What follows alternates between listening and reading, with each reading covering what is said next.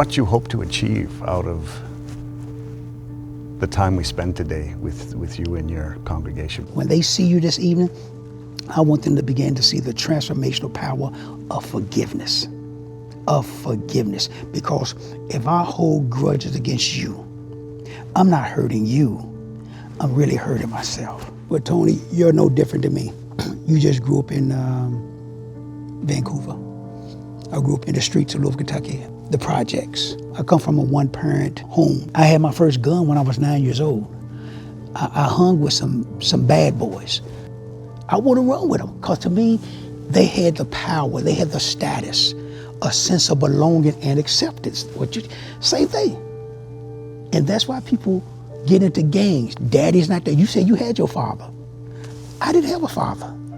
My dad was there. He was just completely emotionally unavailable. And mine was not there. Yeah. I was in, we didn't call them gangs, but if you look at it retrospectively, I was in a gang, you know? Yeah, I wouldn't have called what I was involved with a gang either, but when you look back retrospectively, it was a gang. We were living our lives. We all have been somewhere. We all have done some things. And that guilt and shame, I cannot wait for some of our church leaders to sit with you and talk with you and meet you and not judge you, but see themselves. And I truly believe that the world is a mirror. Yeah. And when I meet someone and they annoy the heck out of me and I just don't like that person, I ask myself this question: what is it about that person I don't like about myself that they're showing me? Yeah.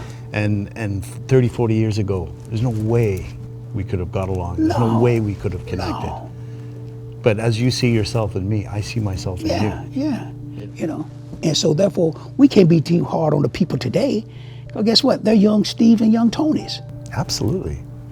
When we're compassionate with someone, we hold that mirror up and allow them to see the humanity reflected back at them.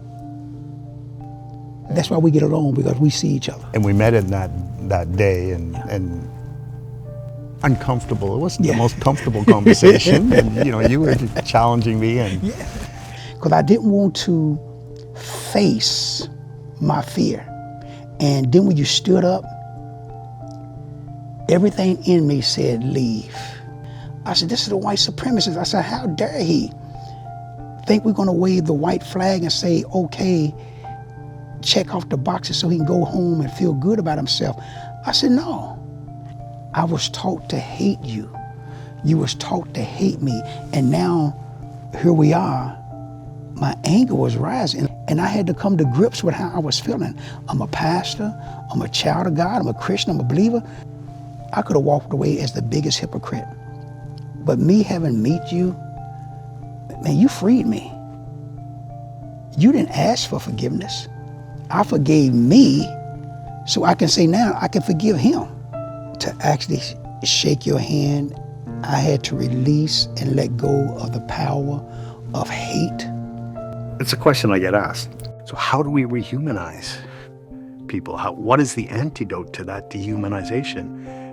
And for me, the answer is compassion. Yeah, compassion, and Tony, like you and I, self-assessment, being real, being truthful. The only thing that can remove hate is not hate, but love. I got to know the truth, not so much about you, but know the truth about me so I can be free. And there are times we're living in our own prisons, in our mind and in our heart and our thinking and our emotions, because we have imprisoned ourselves and we're waiting for somebody else to accept us when we have really rejected ourselves. So like I say, the cure for hate is compassion. It's in us. It's in us. That's how we rehumanize people. And what that looks like is you and me sitting down and having conversations like this.